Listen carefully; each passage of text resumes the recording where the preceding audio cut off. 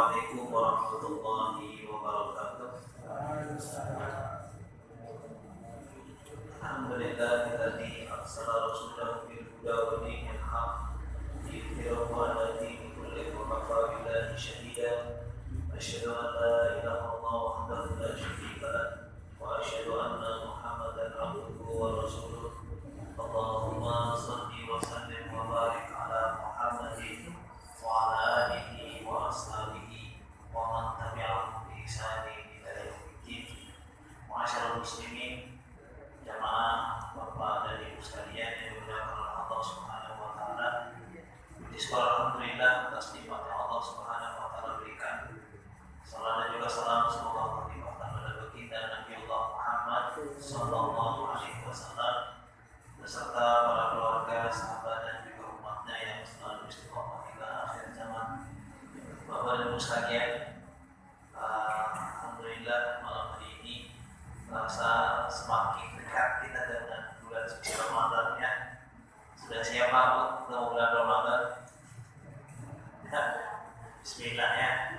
Insyaallah. Sudah dinanti-nanti ya, sudah dinanti-nanti dari berapa bulan, 10 bulan sebelumnya ya. Kita sudah menanti-nantikan bulan suci Ramadan dan mudah-mudahan Ramadan ketemu sama kita nanti kita bisa maksimal ya. Kenapa? Karena nanti memang ada kata Nabi Sallallahu Alaihi Wasallam, orang yang rubba min sha'imin laisa min siyamihi illa al-ju' wal 'atas. Ada kata Nabi orang yang tidak dapat dari puasanya kecuali hanya lapar dan dahaga. Lapar doang, cuma haus doang, tapi ternyata puasanya dan dapat pahalanya. Maka jauh-jauh hari kita siapkan ya, siapkan fisiknya, siapkan juga imannya. Karena nanti Ramadan itu yang namanya puasa, ada orang fisiknya kekal, sehat, walafiat, tapi tidak kuat puasa. Ada ya, ada badannya mau tekol gitu ya, yang buat cantik-cantik tapi tidak kuat suruh puasa. Tapi ada orang yang kelihatannya dia lemah, dia biasalah sudah sembuh, tapi dia puasanya kuat ya. Ketiduran, nggak sempat sahur juga tetap kuat. Kenapa? Karena yang memang mendasari puasa itu biasanya adalah imannya, hatinya. Dan hati ini perlu ditata, biar nanti kalau ketemu bulan suci Ramadan betul-betul sudah siap ya. Jadi sekalian yang rahmati Allah SWT, kita lanjutkan pembahasan kita di bab sholat. Ini masih bab sholat, Masya Allah, karena kita ingin memperbaiki sholat kita. Nah, kemarin terakhir sudah kita sampaikan tentang hal-hal yang diperbolehkan dalam sholat. Apa kemarin? Bergerak sedikit, nah ya, bergerak sedikit boleh. Apa kemarin? Yang kalau dibutuhkan, ya, yang kalau dibutuhkan. Ada salam, kemudian kita nggak mungkin lagi sholat, Waalaikumsalam, sholat mantap. Ya, maka coba nggak ada juga istiari ya, masa lama kebanyakan dia kan jadi batalan ya. Nah, menguap terus tutup mulut boleh. Kemudian membaca subhanallah. Kalau ada imam yang lupa, perempuan pakai tepuk tangan. Tepuknya dan ya, nah dibalik. Kalau kayak gini nanti jadi lagi apa? Lagi main belum mati. Ya, atau lagi sholat, tepuk pramuka, bukan ini, ya sekedar aja, ya, nggak usah banyak juga sekali aja tepuk. Nah. Kemudian kalau ada yang sholat, ada yang sedang sholat, kemudian ada yang menghalangi, maksudnya menghalangi lewat, maka silakan dihalangi boleh. Ya, tapi berdiri dihalangi. Tapi mohon mohon kebijakannya, meskipun boleh kita halangi orang yang lewat. Kalau dia anak kecil dan kira-kira berbahaya, mohon jangan lakukan itu. Kenapa? Karena waktu kita besar. Anak mobil lari ular dari sana belakang sambil wah tampak nangis keter-keter sampai masjid keganggu semua. Habis sholat orang tuanya bangun langsung ngomong sobat gini gitu kan. Jadi panjang perkara, jadi bijak aja. Makanya bagi orang tua yang membawa anaknya, mohon diperhatikan, bimbing anaknya untuk tidak ramai, tidak lari-lari di masjid. Tetap lari aja ya, memang anak seperti itu. Nah kan sekali diomongin, besok diomongin terus, lalu diawasi. Kalau dia di bawah pengawasan orang tua, dia tidak lihat. Tapi kalau dia bebas-bebas saja, nanti akan lihat ya. Orang sama sini. Tapi kalau ada orang yang jagain, nah, biasanya kalau saya pesenin dulu dari belakang, dia masih lari, ya kaki dia masih lari dan bening. Nah, kalau di sana belakang masih di belakang, terus lama-lama akhirnya tahan, ya. Karena saya dapat di beberapa bulan lalu ada seorang anak yang lagi lari di masjid, ini lagi target akhir, sampai bunyi, gitu bahasanya. Dan anak itu sampai hari ini nggak mau masjid. Kalau ditanya, mas ke masjid? Oh, nanti saya diomongin orang.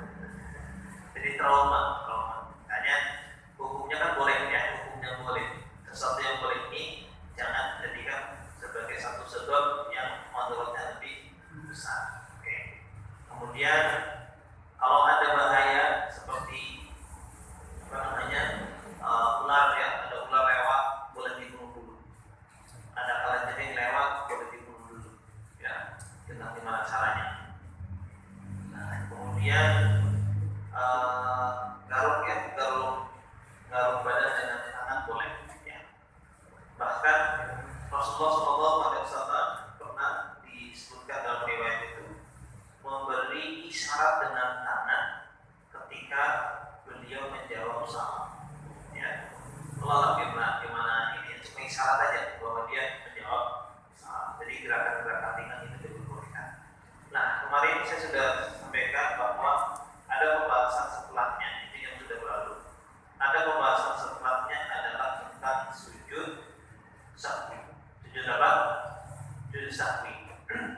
Apa itu sujud sahwi? Sujud sahwi itu adalah sujud bagi orang yang terlupa sholat, ya. Sujud ini, nah, ya, lebih dekat dengan logika kita. Baik.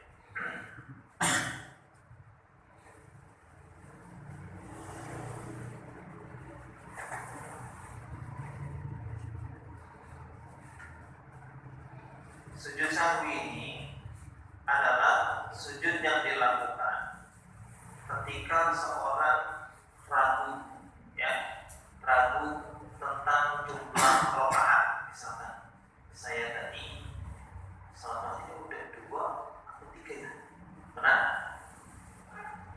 Salat duhur itu rawan lah. Kalau udah bekerja dari bangun jam sekian, salat duhur yang ya, tadi sudah 4 rakaat atau 3 rakaat ya, atau bahkan sudah 5 ragu, maka terus untuk meyakinkan dia sujud sahwi. Atau kemudian sudah sudah bangkit lagi, ternyata tadi lupa kata syahud. Nah, kata syahud awal misalkan sudah sampai rakaat ketiga, keempat, tadi udah saja ya kata syahud misalkan. Atau kemudian saking semangatnya kita sadar, ini kan sholat maghrib ya, saya 4 rakaat, ini rakaat keempat nih gimana gitu ya. Jadi untuk kondisi-kondisi yang tidak normal tadi, kita lupa, kita ragu, atau bahkan kelebihan. Nah, bagaimana sholat kita? Sholat tetap sah, dan nanti ada perintah untuk menyempurnakannya dengan sujud sahwi. Hadirin sekalian yang dirahmati Allah Subhanahu wa taala, ada hadis yang mendasari sujud sahwi. Idza syakka ahadukum fi sholati, jika salah seorang di antara kalian sholatnya. Ibu pernah sholat ragu, falam yudrikam sholat salatan aw arba'an, ia ragu sudah 3 rakaat atau 4 rakaat. Pernah alami Pak? Pernah ya? Falyakrah syak wal yabni ala mastaiqona, maka hendaklah dia buang itu keraguan dan dia bangun pada keyakinan. Maksudnya kalau ragu 4 atau 3, ragunya dibuang, yakinnya berapa? Islam. Yakinnya 3 nah, ya. Tsumma yasjudu sajadataini, kemudian sujud 2 kali sujud. Qabla ayyusallima, sebelum dia salam. Fa in kana shalla khamsan syafa'na lahu shalat. Kalau ia ternyata 5 rakaat, ya, syafa'na lahu, ia mengenapkan sholatnya. Wa in kana shalla itmaman bi arba'in kana tat'iman lisyayatin. Jika itu ia telah sholat 4 rakaat, maka ia membuat marah setan. Hadis riwayat muttafaqun alaih. Ini hadis yang menjadikan dasar bahwa kalau kita ragu tadi, maka kita suruh sujud 2 kali, sujud di akhir. Nah, nanti ada tata caranya. Kapan sujudnya sebelum salam, kapan setelah salam. Nah, pada kondisi menjadi makmum, kalau kita ragu, kita nggak perlu sujud sendirian, ya, karena nanti nambah gerakan sendiri. Kita lagi jadi makmum nih. Kalau lagi jadi makmum, karena kita lupa dari ya, gitu ya. Nah, udah ikut imam aja, ikut imam. Nah, ikuti imam saja sudah. Imam ruku kita ruku udah, kalau imamnya benar. Tapi kalau yang ragu itu imam, nah ini imamnya ngantuk. Maka imamnya nanti ya dia sujud sahwi, dan karena dia imam maka diikuti oleh jamaah yang di belakangnya. Gitu. Nah, terus gimana? Kalau ternyata kita jadi makmum, kita masuk, kemudian akhirnya kita ragu juga, ya sudah, itu berarti kan kita sudah sholat sendirian. Setelah lepas dari jamaah bersama imam, kita sudah sholat sendirian, ya kita sujud. Karena seperti itu ya manusia ya. Nah, itu kadang sholat tarawih misalnya, ada itu baru rakaat ke-3, rakaat ke-4, baru 1 rakaat langsung tahiyat. Ditanya, ini mikir mas baru udah mikir mas, baru 4 rakaat sudah mikir gitu ya. Ini gitu pernah ya, mas. Nah, baik, hadirin sekalian yang dirahmati Allah Subhanahu wa taala, ini maka intinya ini saya sebut intinya ya, karena pembahasannya panjang dan banyak khilaf di antara ulama. Ini jika sholatnya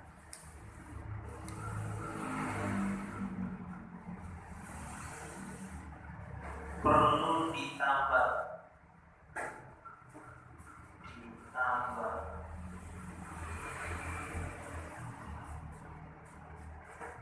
karena ada kekurangan,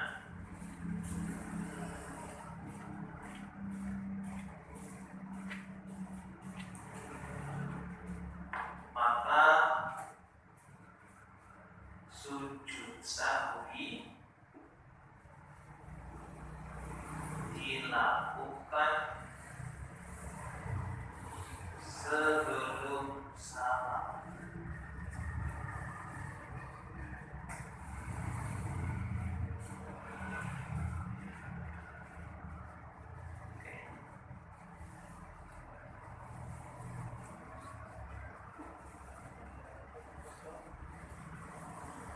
jika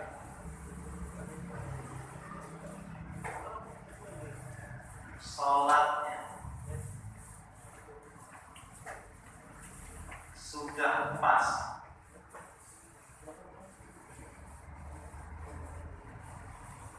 atau berlebih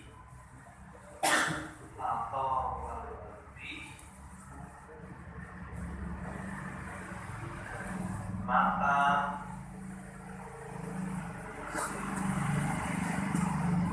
syahwi dilakukan setelah salam. Oh ini ya. Jadi kalau ada yang perlu ditambah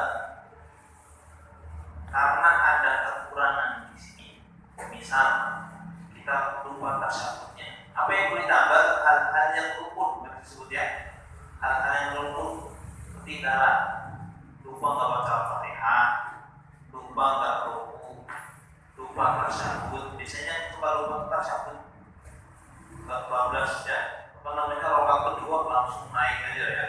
Kamu tanya rakaat kedua misalnya gitu ya. Nah, ini kalau ada yang perlu ditambah berarti kurang ya, karena ada kekurangan maka sujudnya sebelum salam ya, sujudnya sebelum salam. Tapi kalau sudah pas atau berlebih, nah, sudah pas apa maksudnya? Sudah pasti ya, tapi kok saya ragu, muka kirinya pas tuh ya, muka kiri lah supaya kamu sini, tapi itu yakin kita pas, gak kurang. Saya yakin gak kurang, ini pas atau lebih, maka sujudnya adalah setelah salam. Nah itu poinnya, itu aja. Penyebabnya beda, maka salam. Kenapa sujudnya nanti pelaksanaannya bedanya adalah setelah atau sebelum salam. Bisa dipahami ya? Sebabnya di sini karena beda sebab. Pokoknya kalau ada yang perlu ditambah atau kurang, ya. Nah, kalau misalkan ini kurang, contohnya yang kurang misalkan saya sudah salah, sholat apa namanya, sholat maghrib sudah salah, dikit-dikit ya. Saya sholat, ini kan sholat maghrib, gitu ya. Nah, kalau yang seperti itu maka saya bangun lagi, Allahu Akbar, tambah satu rakaat, ya. Kemudian apa? Sujud karena kurang tadi sebelum salam. Bisa dipahami? Ya, karena kurang. Baik. Artinya kalau kurang itu disempurnakan, ya, sempurnakan dulu, kemudian kita sujud di situ. Meskipun nanti kalau menurut Syekh kalau sudah selesai salam, ini menurut Syekh ini kan ini ada dari pendapat ya.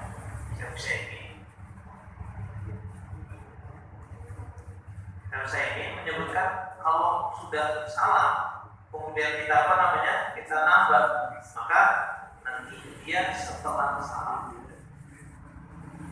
Ini pendapat beliau. Jadi kita melihat ada beberapa pendapat, tapi secara umum ininya ulama-ulama yang lain menyebutkan seperti ini. Wallahu a'lam, itu yang saya pelajari. Kalau beliau kalau sudah sama kan sudah selesai ya, sudah selesai. Kalau sudah selesai nanti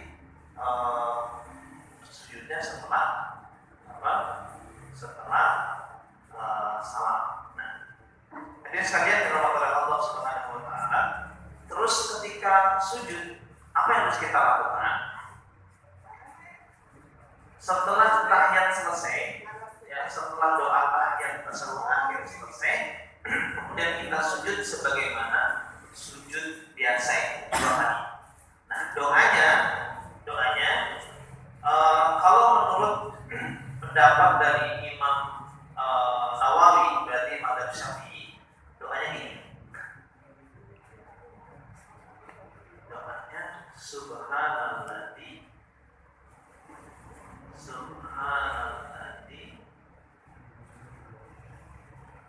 la yanama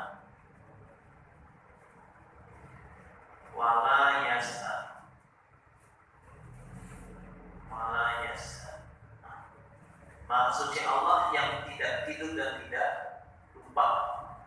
Tapi menurut pendapat yang lain, doanya sama sebagaimana doa sujud. Oke. Jadi boleh pakai ini. Kalau menurut pendapat Imam Syafi'i, madzhab Imam Syafi'i, Imam An-Nawawi menyebutkan bacanya subhanalladzi la yanama wa la yasha.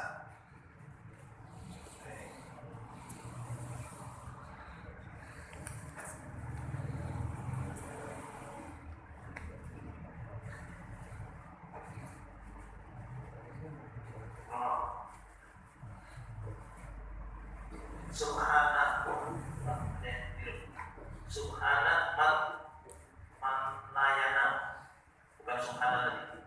Subhana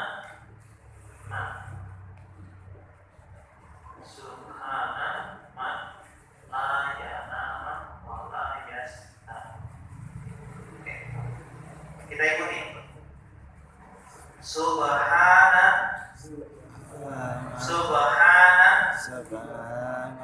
man la yanama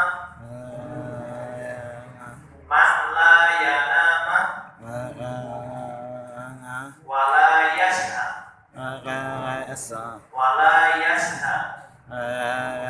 subhana man la yanama wala yasha.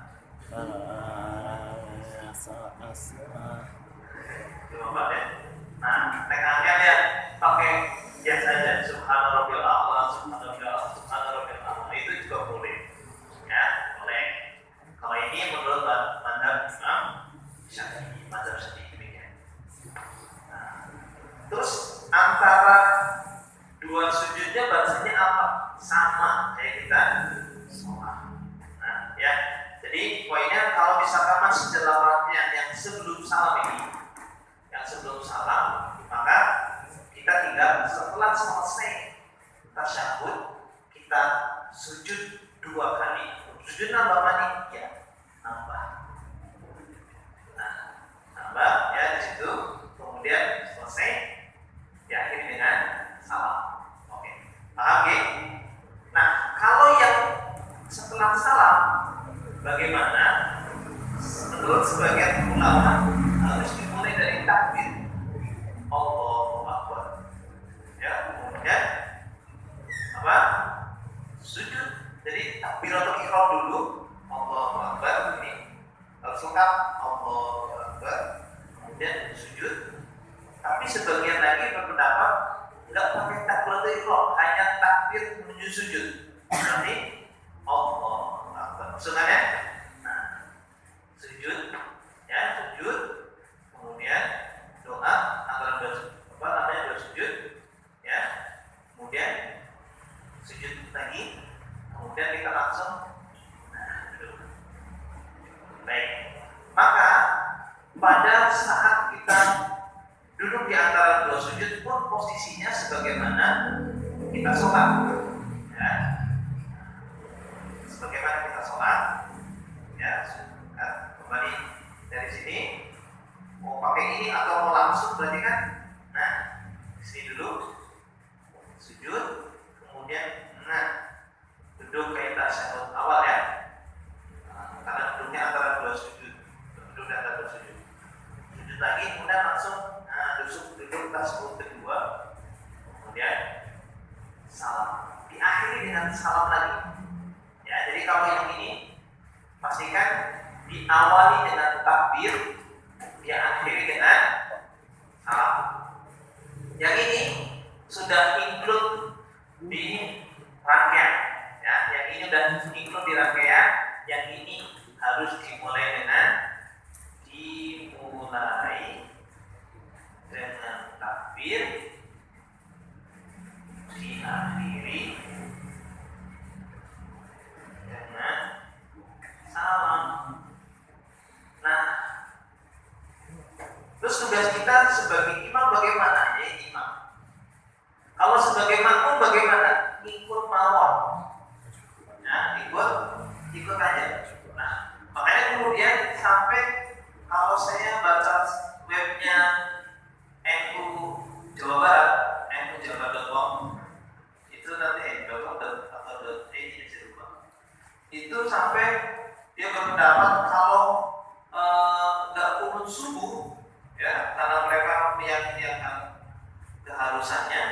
dia harus sujud sahwi.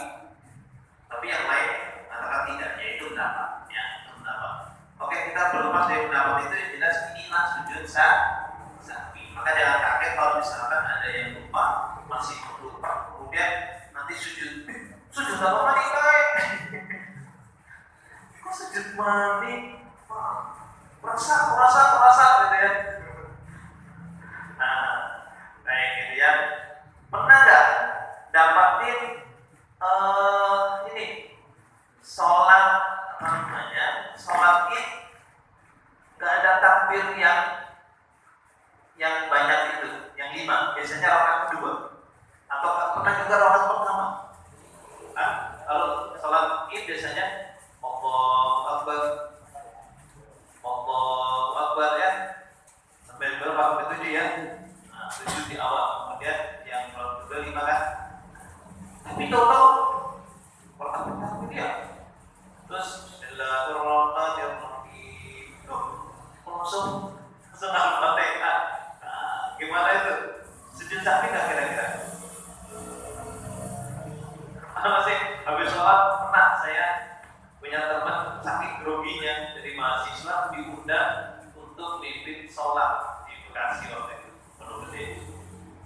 Dia lupa habis sholat langsung jamaahnya bubar, sholatnya basah katanya, bubar semua. Berapa ya? Sholatnya basah ini, undang katanya. Nah, nanti kalau kondisi seperti itu kembali ke hukum apa? Hukum mengangkat tangan ketika sholat id.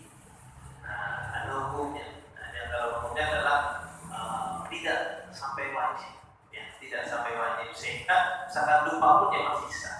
Cuma kalau bicara nanti yang sempurna aja kurang sempurna, memang sudah seperti itu. Cuma kalau bicara sah ya, setahu saya yang saya pelajari ya tetap sah. Sebab jadi aneh gitu ya. Ini sholat Jumat boleh. Yang anehnya sholat rakaat pertama enggak pakai itu, rakaat keduanya pakai. Jamaahnya bingung. Ini gitu ya. Nah, itu. Ternyata memang berdiri di depan itu tidak mudah. Ya, kadang kita ini kalau imam awal Ramadan jadi imam itu langsung bisa ngebleng bacaan suratnya. Misalkan ghairil maghdubi 'alaihim waladdallin. Amin apa? Gimana udah begitu. Sama ketika khotbah di masjid ini mah enak. Saya bilang khotbah Jumat itu yang paling enak itu khotbah Jumat. Kenapa? Ada yang protes, ada yang interupsi. Nah, sampai kalau jamnya kelebihan pun mending bisa ada yang boleh ngomong batal ya. Tapi kalau sudah sholat id di lapangan misalnya SMA 2, ini sudah mulai final sampai sudah kayak lontar. Ada yang baru datang, ada yang motornya baru parkir, itu bikin grogi. Makanya biasanya ya waktu itu kalau memang belum terbiasa itu tantangan besar kalau khotbah id ada di lapangan ya. Nah, apalagi kalau lapangan kadang ada riba, sebagian ada riba. Itu kalau getar kakinya ya dari anak beda. Jadi imam juga tahu gitu ya. Nah, itu apa namanya, banyak pengalaman ya. Baik, kembali ke sini hadirin sekalian. Jadi doanya subhana man la yanama wa la yasa. Kalau mau pakai doa ini ya. Tapi kalau misalkan apa ya, boleh dengan subhana rabbiyal a'la, subhana rabbiyal a'la, atau dengan subhana Allahumma wa bihamdika Allahumma firli. Itu doanya mau pakai mana? Bisa dipahami sampai di sini. Jadi kalau misalkan kelupaan ya, maka monggo untuk menyempurnakan sholat, maka kita lakukan sujud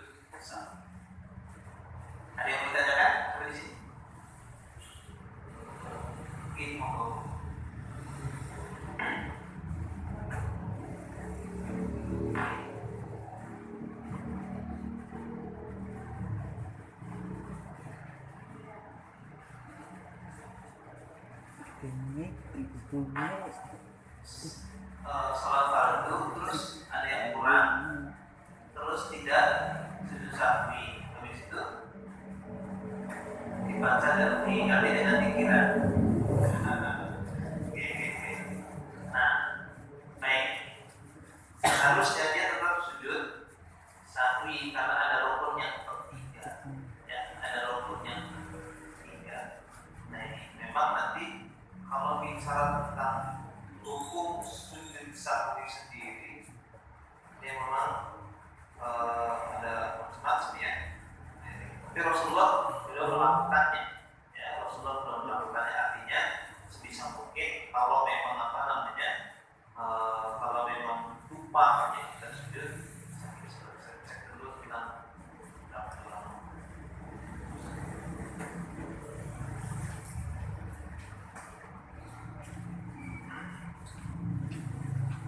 Nah, hukum sujud sahwi sendiri sebagian menyebutkan bahwa dia adalah sunnah muakkadah, ya sunnah muakkadah.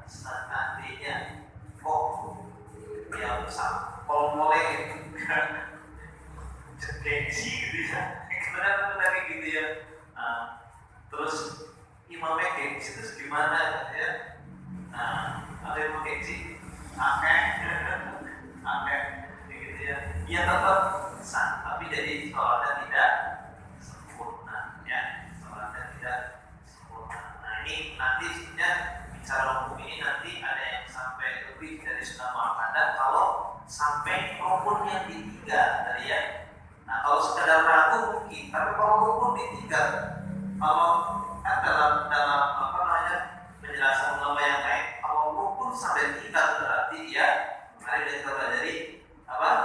Batal kan? Batal. Sehingga minimal sekali itu punya adalah sunnah muakkadah sampai wajib. Oke. Jadi kalau misalkan ya tergantung ini lah ya, tergantung dari masalahnya kenapa gitu ya. Kok sampai ditinggal rukunnya sujud sahwi ini, wallahu a'lam ya. Kalau yang ikuti pendapat yang menyebutkan ini hukumnya adalah wajib, maka sholatnya sah. Tapi kalau menyebutkan ini sunnah muakkadah, ya masih mungkin masih gugur kewajiban ya. Tapi pahalanya cukup gitu ya, pahalanya cukup. Nah, rukunnya di tiga gitu ya. Nanti kayak makan